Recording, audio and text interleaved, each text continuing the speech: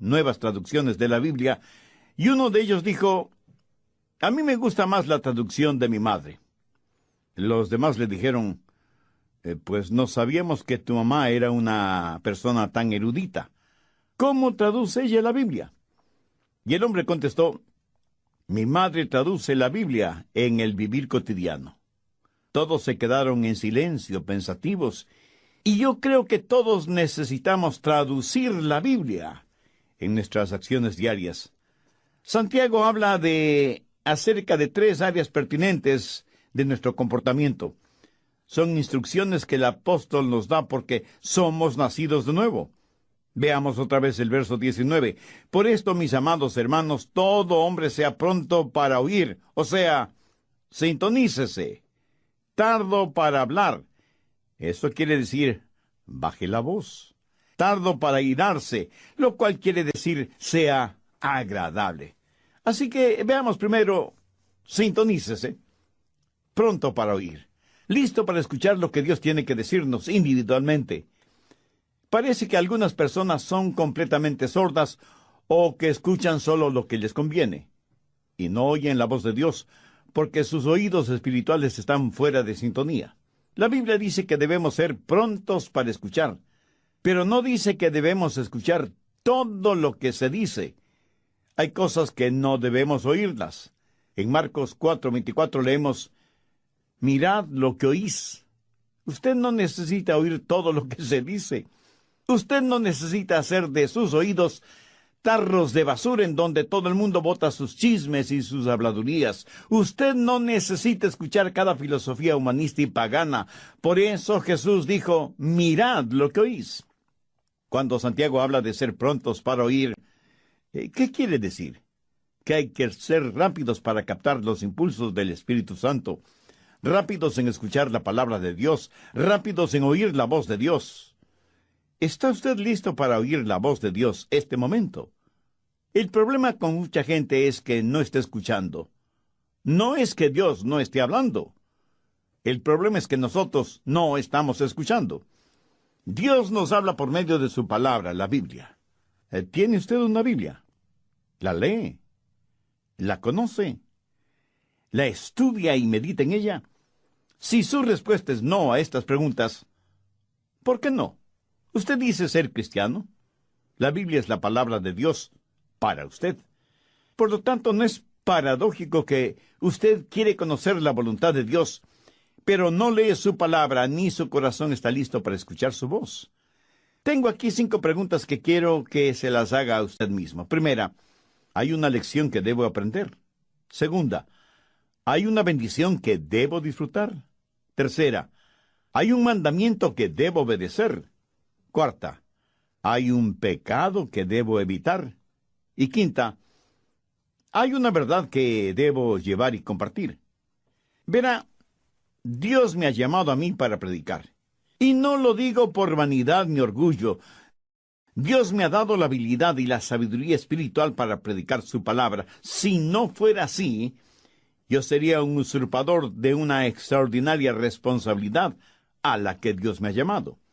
Y la Biblia me dice que debo ser sumamente cuidadoso con lo que predico.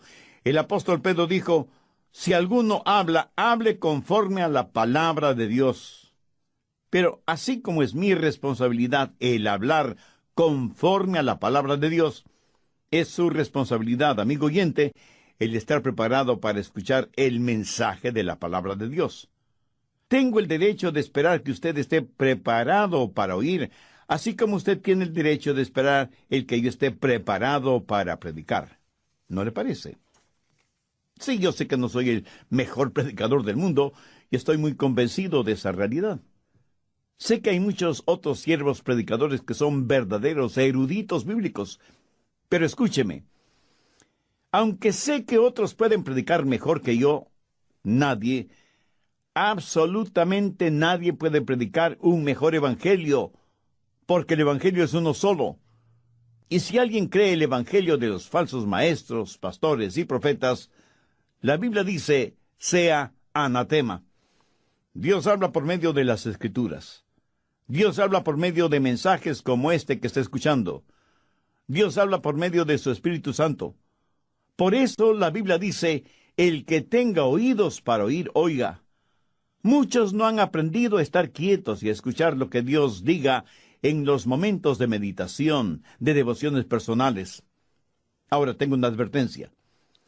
Cuando usted tiene realmente su momento devocional con Dios, el diablo le atacará con toda la artillería del infierno, porque él no quiere que usted tenga esa comunión espiritual, ese compañerismo íntimo con Dios. Él no quiere que usted aprenda a decir, habla, Señor, que tu siervo escucha. ¿Le gusta a usted conversar con alguien que acapara la conversación? Muchos de nosotros somos egoístas cuando se trata de la oración. En vez de tratar de escuchar a Dios, queremos, casi demandamos que Dios nos escuche. En la sociedad actual en la cual vivimos, nos hemos llenado de tanto ruido infernal y mundano que casi desconocemos lo que es un tiempo de quietud, de silencio, en la presencia de Dios. Y cuando visitamos Israel, al cruzar por unos campos de pastoreo, el guía nos dijo, a estos campos vienen los pastores con sus ovejas para que se alimenten, exactamente como lo hacían los pastores hace ya más de 2000 años, pero con una diferencia. Los pastores de antaño, por lo general, tenían una flauta, en la cual interpretaban hermosas melodías mientras las ovejas se alimentaban. Hoy en día tienen radios transistores y iPods para escuchar lo que se les antoja escuchar, sea bueno o malo. Y yo, sonriendo, pensé, si David hubiera tenido uno de estos modernos inventos, estoy seguro que no hubiera escrito el Salmo 23. Santiago, en primer lugar, nos dice que el nuevo nacimiento da como resultado un nuevo comportamiento, que debemos estar sintonizados a la voz de Dios y que debemos ser prontos para oír. En segundo lugar, dice que debemos ser tardos para hablar. No solo que debemos estar sintonizados, sino que debemos pensar antes de hablar. ¿Por qué? Porque la verdad es que en general hablamos demasiado. Abrimos muchas cosas por equivocación, pero no tan frecuentemente como la boca. Es como si el apóstol estuviera diciendo, no hablen tanto como están acostumbrados a hacerlo. Busque Proverbios 10:19.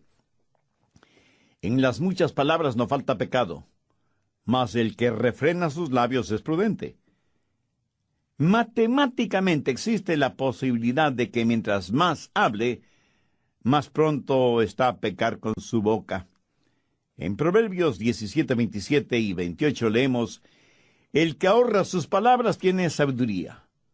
Aun el necio cuando calla es contado por sabio. El que cierra sus labios es entendido. Muchos de nosotros nos metemos en problemas cuando hablamos. Por eso, es mejor tener la boca cerrada.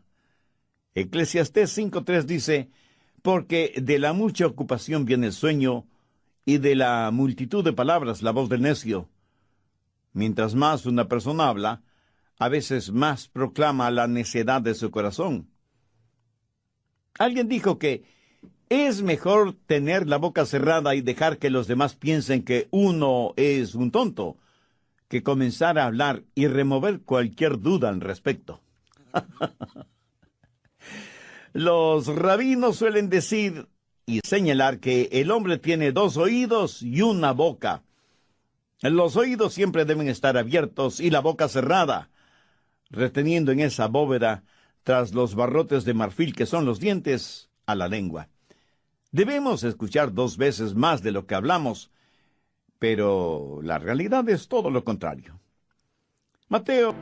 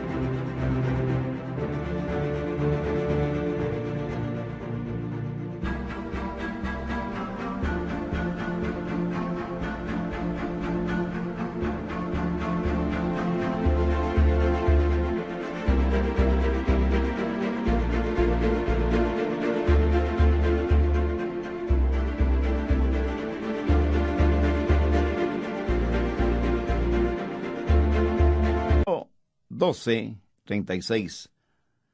Mas yo os digo que de toda palabra ociosa que hablen los hombres, de ellas darán cuenta en el día del juicio. Escuche, Jesús no está diciendo que no debemos tener conversaciones agradables o compartir un momento de humor sano. Él habla de palabras improductivas, denigrantes, hirientes, groseras, maldicientes. En Santiago 2:17 leemos: así también la fe, si no tiene obras, es muerta en sí misma. La palabra muerta en este versículo es la palabra ociosa de Mateo 12:36. ¿Qué quiere decir esto? Que es improductiva, que no contribuye para nada, que es desanimadora en vez de edificadora. Prácticamente lo que Jesús dice es que si las palabras que decimos no ayudan, no edifican, sino que más bien son destructivas, y que de cada una de esas palabras daremos cuenta en el día del juicio. Aún el humor adecuado puede ser usado para romper el hielo en cualquier reunión, y puede ser agradablemente beneficioso. Pero el humor usado como burla o sarcasmo es denigrante. Dios no quiere que seamos agresivos ni groseros usando el humor. A veces hablamos de las cosas sagradas con labios mundanos y profanos.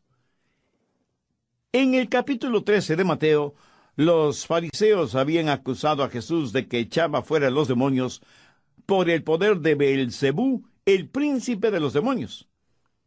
Por eso Jesús dio una advertencia. No es una advertencia contra palabras sabias y edificantes, sino contra palabras acusatorias dichas seriamente. ¿Ha pensado alguna vez en el daño que causan las palabras necias? ¿Sabe cuántos hogares han sido destrozados por palabras y expresiones inconvenientes? ¿Cuánta gente inocente ha sido enviada a la cárcel por las palabras deshonestas o el testimonio falso de otros? ¿Cuántos corazones han sido destrozados por promesas o palabras falsas? ¿Cuántas iglesias se han dividido por las palabras de unos contra otros? ¿Cuántas almas se han perdido porque la gente no ha aprendido a controlar sus lenguas? Una de las marcas de una persona nacida de nuevo es que su lengua está bajo el control del Espíritu Santo. Y la misma Biblia, que nos dice que seamos prontos para escuchar, nos dice que debemos ser tardos para hablar. Y las dos cosas son mutuamente incompatibles. Hay una antigua rima infantil que dice: el viejo búho vivía en un roble. Mientras más veía, menos hablaba.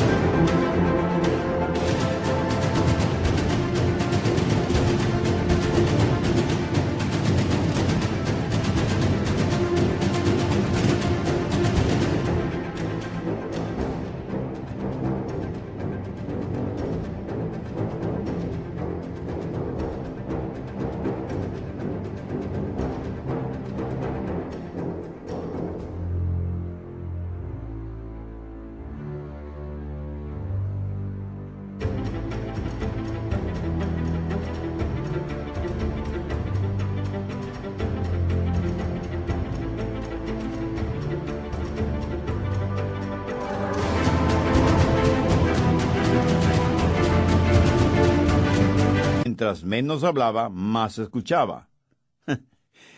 ¿Y por qué no podemos ser como ese viejo búho? ¿Lo ve? Ese sabio búho había aprendido a escuchar. Muchos de nosotros nos asombraríamos de saber lo mucho que hablamos, y nos asombraríamos mucho más al saber que podemos hacer mucho bien a los demás, con menos de la mitad de lo que dijimos en todo el día.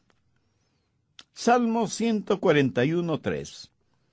Pon guarda a mi boca, oh Jehová, guarda la puerta de mis labios.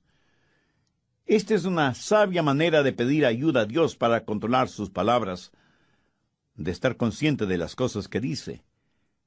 Entonces, Santiago hace énfasis en que las marcas de un nuevo cristiano son, primero, el que haya nacido de nuevo; segundo, que sea pronto para escuchar; y tercero, que sea tardo para hablar y para irarse.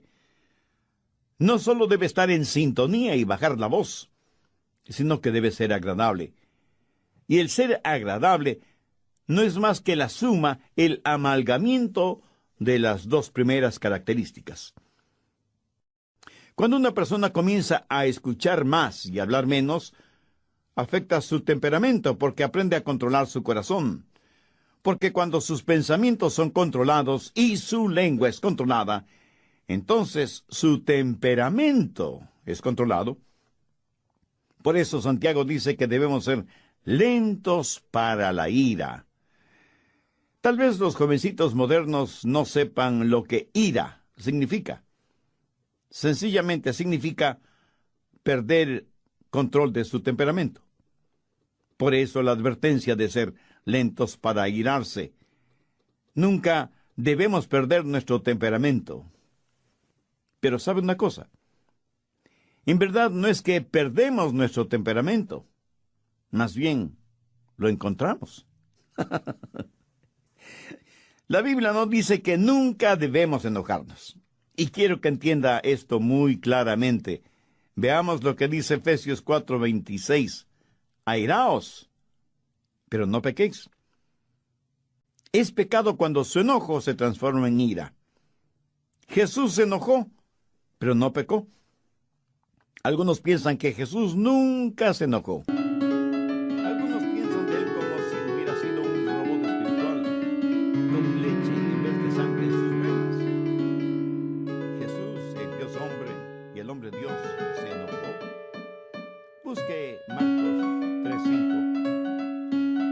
Entonces, mirándoles alrededor con enojo, entristecido por la dureza de sus corazones, dijo al hombre: extiende tu mano.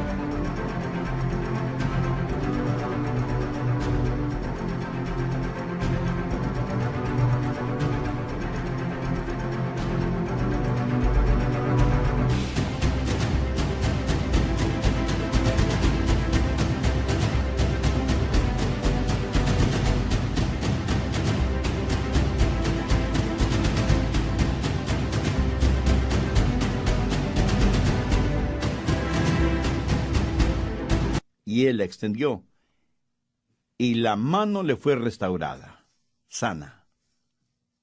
¿Lo notó? Lo que enojó a Jesús fue la dureza del corazón de ellos frente al dolor y la necesidad de otros seres humanos. Ahora escúcheme muy atentamente. Algo no está bien con usted si es que algunas cosas no le enojan. Pero tenga cuidado. La Biblia dice: airaos, pero no pequéis. Y el apóstol Santiago dice que debemos ser lentos para la ira, porque en general es muy fácil para nosotros el hacer desaparecer los límites de una indignación justa con nuestras irritaciones personales. Recuerde que la ira de los hombres no obra la justicia de Dios, porque nuestras iras son irracionales, y aquello que es irracional no puede jamás ser justo. Solo Dios es justo. Su justicia demanda el castigo de nuestros pecados, pero su amor nos redime y protege. Somos criaturas que todo lo racionalizamos. A nuestros viles temperamentos los llamamos indignación santa. ¿Sabía que usted puede ser bueno y malo, malo y bueno al mismo tiempo? Veamos esto de bueno y malo. Asegúrese de que los siguientes 3 elementos estén presentes. Primero, que su enojo sea por una razón justa. Verá, por lo general nos enojamos cuando nos empujan, o cuando creemos que nuestros derechos nos son quitados, o cuando alguien nos ofende, o alguien se mete bravuconamente delante de nosotros en una fila. Ah, cómo nos enojan esas cosas, ¿verdad? Ahora, aunque en la Biblia leemos que Jesús se enojó, su enojo siempre fue justificado.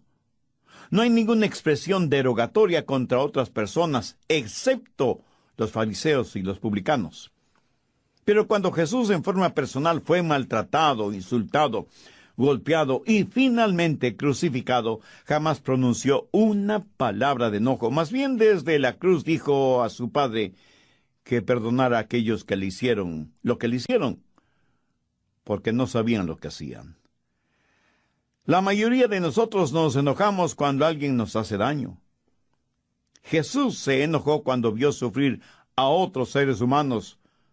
Cuando usted se enoje, asegúrese de que su enojo es justo y por la razón adecuada. Segundo, que su enojo sea por una causa justa. Jesús, por lo general, no se enojó con los individuos porque él amaba a las personas. Jesús se enojó contra instituciones y ritos y pecados, no contra el pecador. Usted puede enojarse por el daño que le han hecho, pero no contra quienes le hicieron ese daño. Pero eso es exactamente lo que hacemos. Nos enojamos con las personas.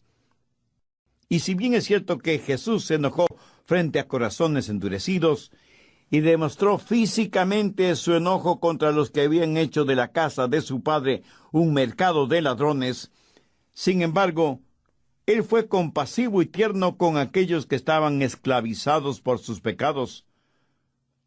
Tanto es así que le llamaron amigo de pecadores. Permítame decir algo a los jóvenes predicadores que seguramente están escuchando este programa.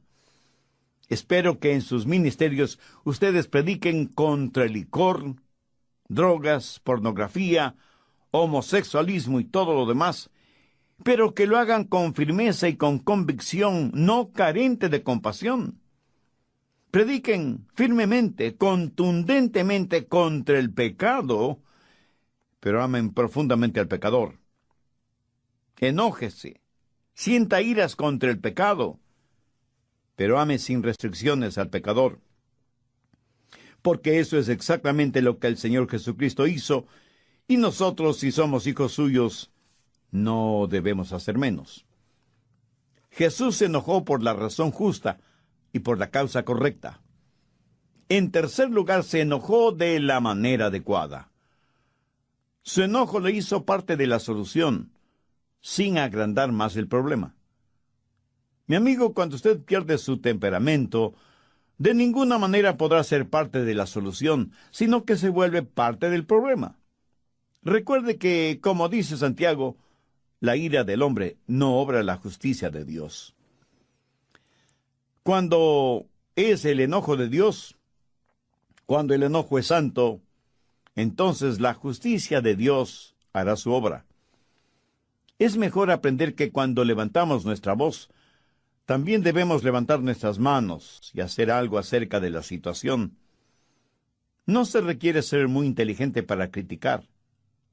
Cualquiera puede hacerlo. La Biblia dice que debemos ser lentos para la ira.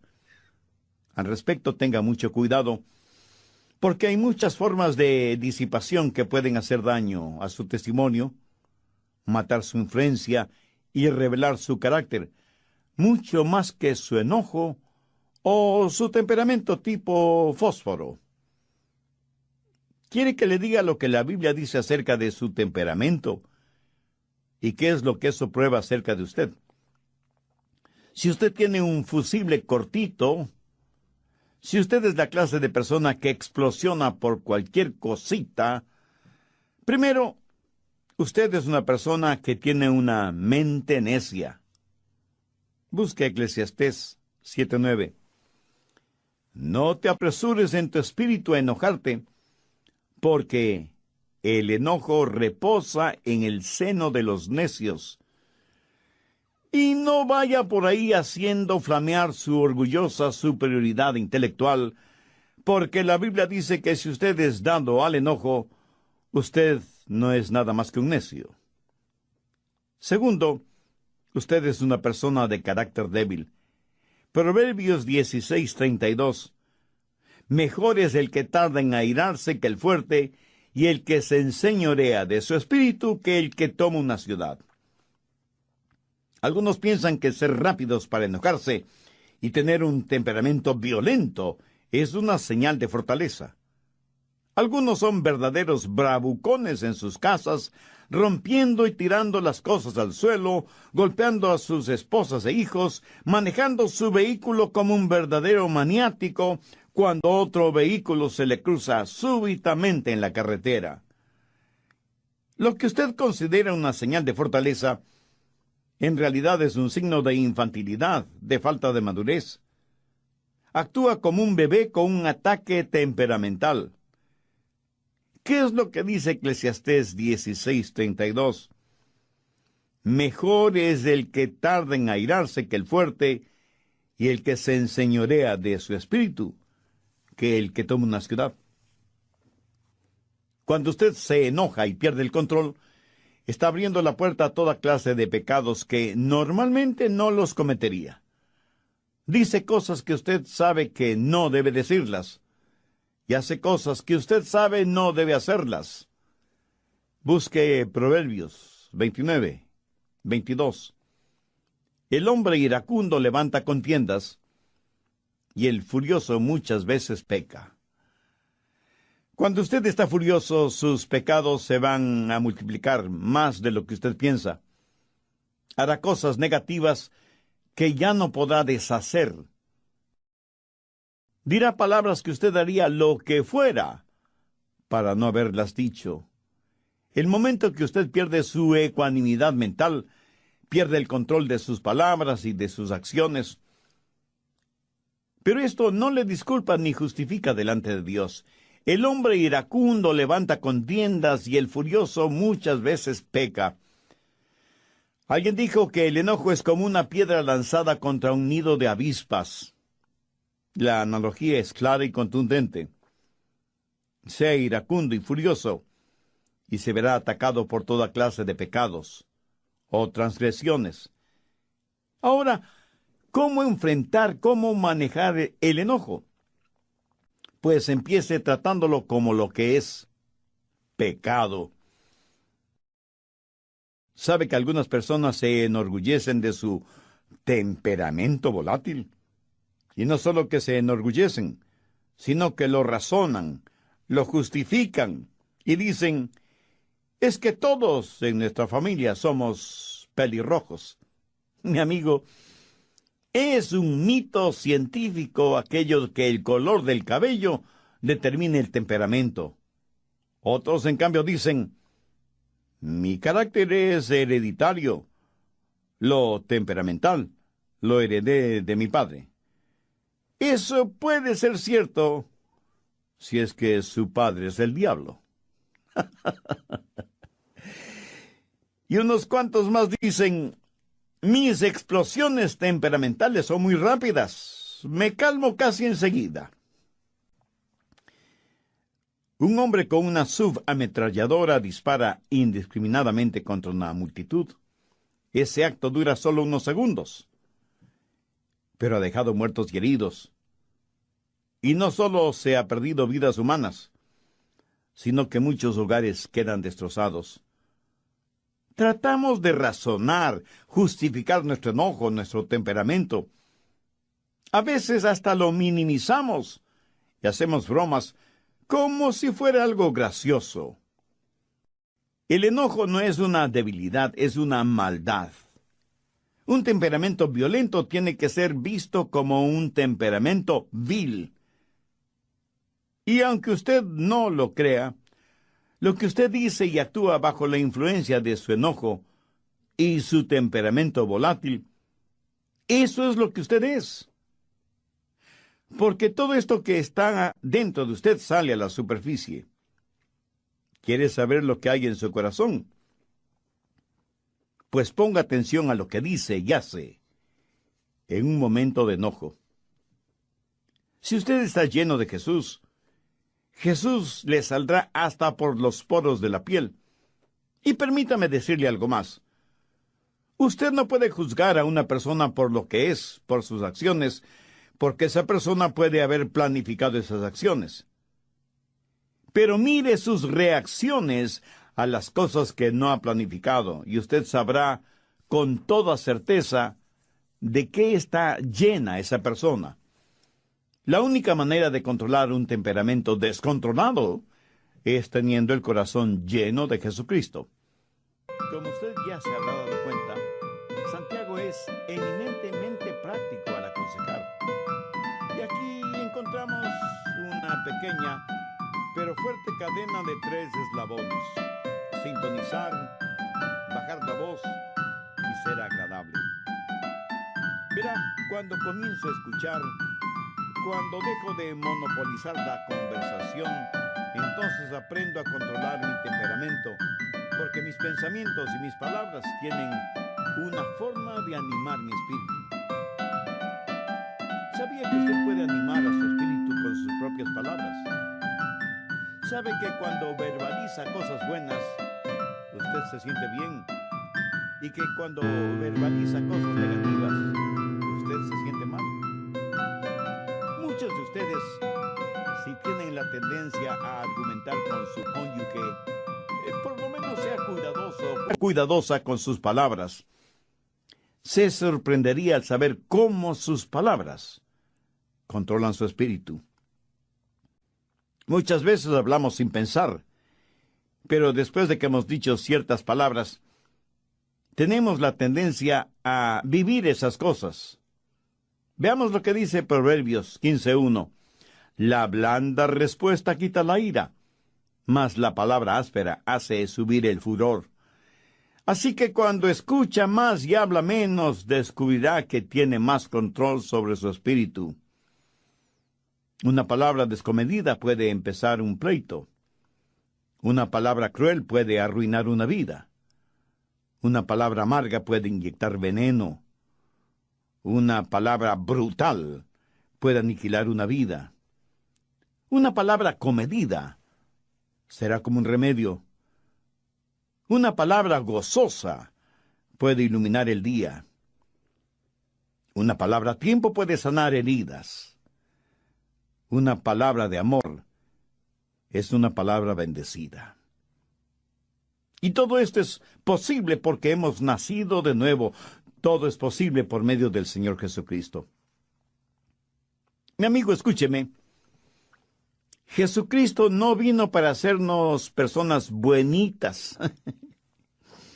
Él vino para hacernos nuevas criaturas. Y estas cosas de las que habla Santiago son los frutos de una persona nacida de nuevo. ¿Ha nacido usted de nuevo? ¿Ha recibido a Cristo en su corazón como Salvador y Señor? El que usted trate de controlar por usted mismo su temperamento es como si usted estuviera tratando de controlar un barril de pólvora en el infierno, o como tratar de controlar su lengua con pegamento, o sus pensamientos sin el Espíritu Santo. Entonces, primero, usted necesita una nueva naturaleza, necesita nacer de nuevo. Dios le ama y tiene un plan para su vida. Jesús está llamando a la puerta de su corazón porque quiere darle nueva vida y hacerle una nueva criatura.